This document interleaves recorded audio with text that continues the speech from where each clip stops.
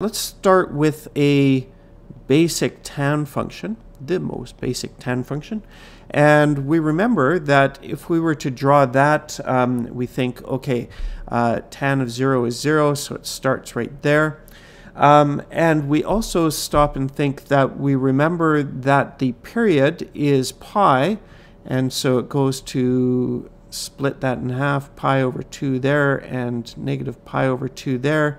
And our graph comes up like that. And so we would call these our asymptotes. And then it would repeat itself after that. All right, so a quick reminder there. And based on that, let's just do a quick review of domain and range for that. The range, these graphs tan, as we know, they go up forever and they go down forever. So we would just say that y is all real numbers. That's easy. X is all real numbers except at those asymptotes, right? So we would say that x cannot equal to pi over 2 or negative pi over 2 or every pi after that. In other words, we consider the period and say we can say plus n pi, and where n is just carries on, it's we can say it's a whole number and then just go plus or minus. So it can go upwards or downwards and hit all those asymptotes.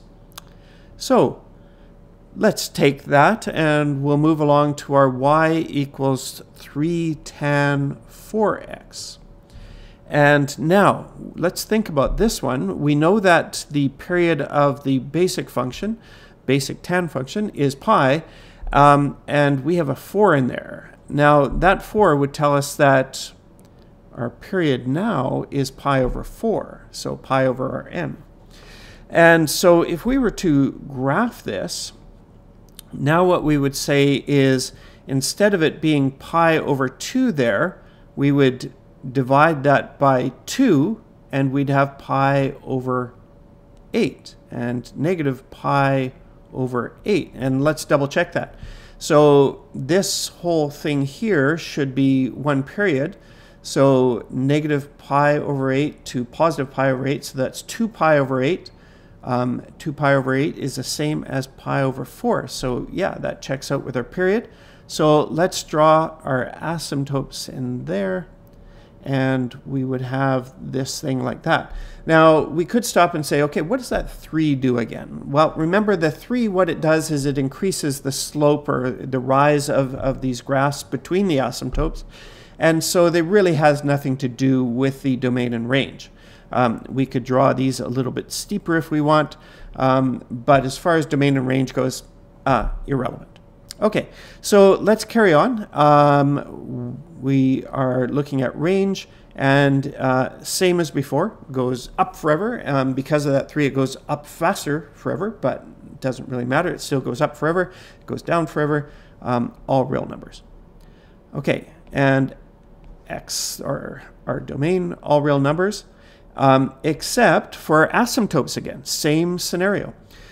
Except the asymptotes are in different positions now. So we would say it cannot be pi over 8 plus or minus. Now, in this case, our period is pi over 4n.